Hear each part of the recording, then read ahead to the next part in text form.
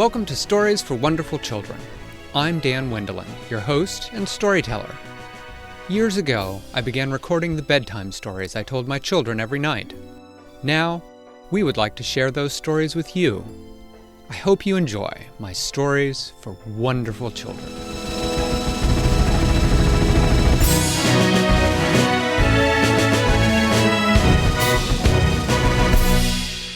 Elise woke up bright and early the day that she was going to use the special watch to go back in time.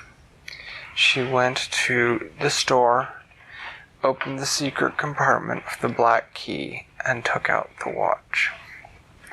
She figured that to meet her great-great-grandfather, she would have to go back.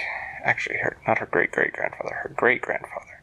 She would have to go back in time 100 years. So she would have to wind the watch back 100 times. So she took it out with the key and she went to an empty field near town and she began to wind the watch backwards. As she wound, she went through winter and fall and summer and spring and winter and fall and summer and spring and winter and fall and summer and spring. Faster and faster she wound, flipping through the seasons. She counted every time she passed a winter. 1, 2, 3, 4. Soon she was in the 51, 52, then 71, 72, then 91, 92, 93, 94, 95, 96, 97, 98, 100. And then she stopped. She walked back into town. It looked funny. There were no cars. Everybody was riding in horse and buggy.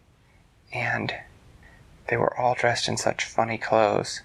They were all staring at her, clearly thinking that she was the one dressed in funny clothes. She walked into the shop, and there she saw a young man. He looked much like her own father. She walked up and introduced herself. She said, "My name is Elise, and I was wondering if you could tell me something." The man said, "What?" She said, "I've heard that you never sell watches to goblins." The man said, "That's right." She said, "I was wondering if you could tell me why." He said, "Well, I suppose it wouldn't hurt." Said, "When I was a little boy, I had a very special watch. It was the first watch I had ever made. And I played with another little boy who was a goblin boy. And he stole my watch from me. And he would never give it back. And so, from now on, I will never sell a watch to a goblin." "Oh," said Elise, "that's terrible." She said, "How long ago did that happen?" He said, "Well, let's see, I'm 28 now, and it happened when I was 8 years old. So it happened 20 years ago." "Oh," said Elise, "well, thank you for telling me the story." She walked back out into the open field and started to wind the watch back 1, 2, 3, until she got to 20. She wanted to see what had actually happened. She went looking for the house where her great-grandfather had grown up. She saw him with another little boy, and that little boy, she could tell, was sort of the extra hair around his ears and the fact that he was sort of shorter and kind of funny-looking, was a goblin. And she watched as they played, and she saw that her great-grandfather had that watch in his hand. And then she saw him put it down on a tree stump while they were drawing pictures on the ground with sticks. And then they heard their mommies calling them in for lunch, and he got up and he went into the house for lunch, and he left his watch there.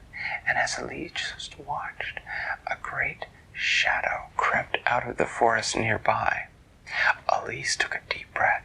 She had never seen one because they were not around anymore in her time, but she recognized it from pictures. It was a troll. It was big and ugly and very hairy and had entirely too many teeth.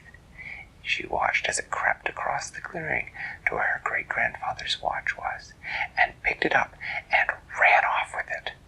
She said, "Oh, this time, all these years, my family has never sold watches to goblins because my great-grandfather thought a goblin stole his watch, and it wasn't a goblin. All this time, it was a troll. Well, she waited to see what would happen, and she saw her great-grandfather and his friend, the little goblin boy, come back out from lunch. And her great-grandfather noticed that his watch was missing, and he started crying and yelling at the goblin boy, saying, "Give it back, give it back." And the little goblin boy was saying, "But I didn't take it." And Elise could not stand it any longer. She ran out in the clearing, and she said, "Stop it, both of you." She said, "Look." And she pointed out to them the troll tracks in the dust. She said, "I saw it. I saw the troll come and steal your watch."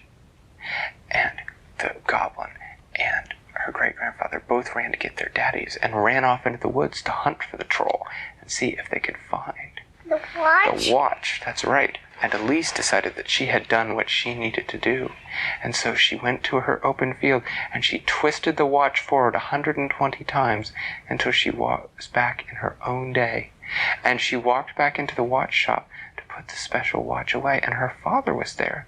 Said, "Oh, hi, Daddy, did you decide to come into work today?" He said, "Yeah, I felt like it. Besides, our best goblin customers are coming in today to buy some watches." She said, "What? Do we sell watches to goblins?" And he said, "Of course we sell watches to goblins. What a silly question. Why, your great-grandfather's best friend was a goblin. He taught him some of the best tricks of watchmaking." And that was when Elise knew that she had succeeded. She had done something special. She had changed all those years of her family not liking goblins, all because of a mistake and a misunderstanding. From that day forward, Elise and her family always sold watches to goblins. Thanks for listening to Stories for Wonderful Children. I created today's story, but questions and witty commentary were supplied by my children. The music was created by Brandon Thompson. If you enjoy the show, please tell someone about it or leave a review on your podcast provider. Our website is storiesforwonderfulchildren.com, and you can also find us on most social media. I'm Dan Wendelin, reminding you to tell someone you love a story.